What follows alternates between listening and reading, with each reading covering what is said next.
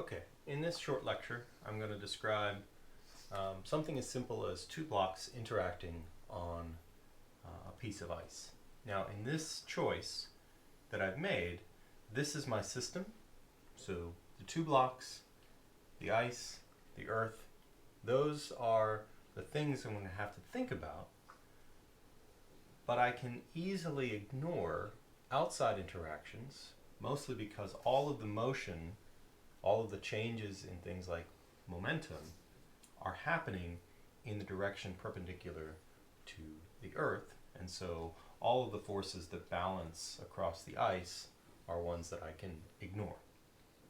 So the interaction with the earth, the interaction with the ice, those two forces are a Newton pair, and they therefore will cancel. So I'm going to treat this mostly as a one-dimensional problem.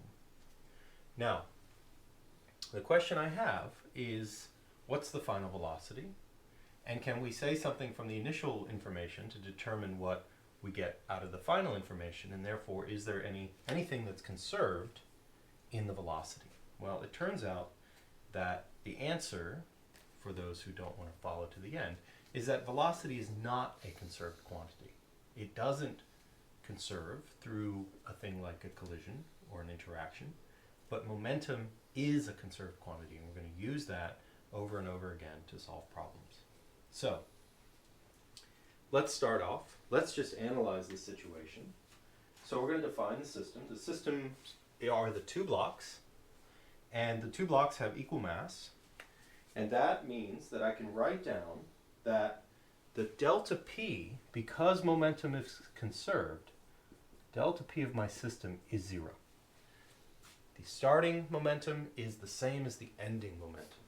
And this is a very simple sort of thing, but I can write that the P of the system, of course, is going to be the sum of the two momenta. I'll call this block 1, plus P of block 2. So I'll label these now.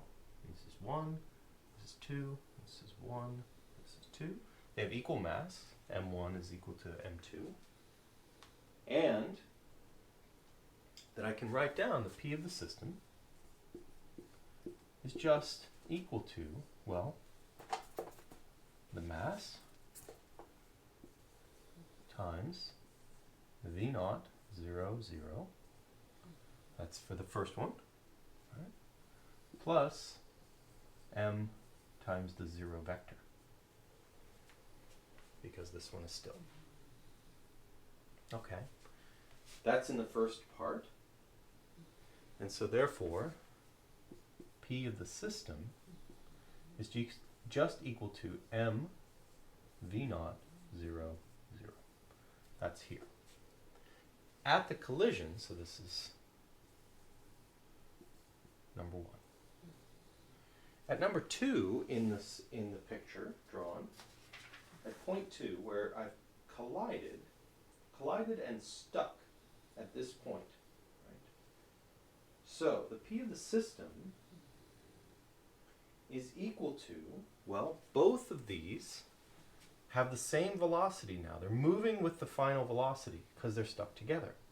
So P of the system is going to be equal to mass times V final, 0, 0, plus mass times V final, 0, 0. Now I've taken into account all of the momenta for the entire system. Okay? So the final P of the system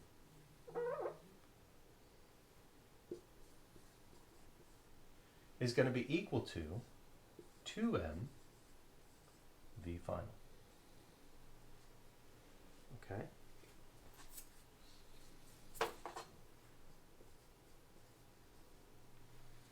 MV final, because that's what my final velocity is. Now, what is V final in terms of V initial?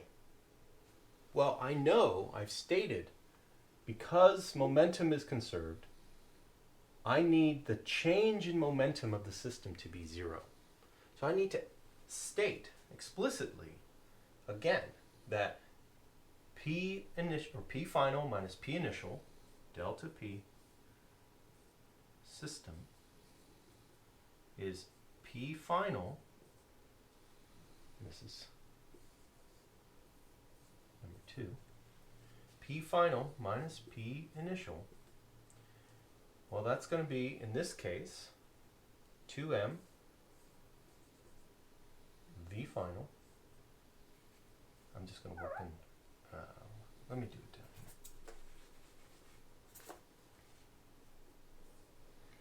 here. 2m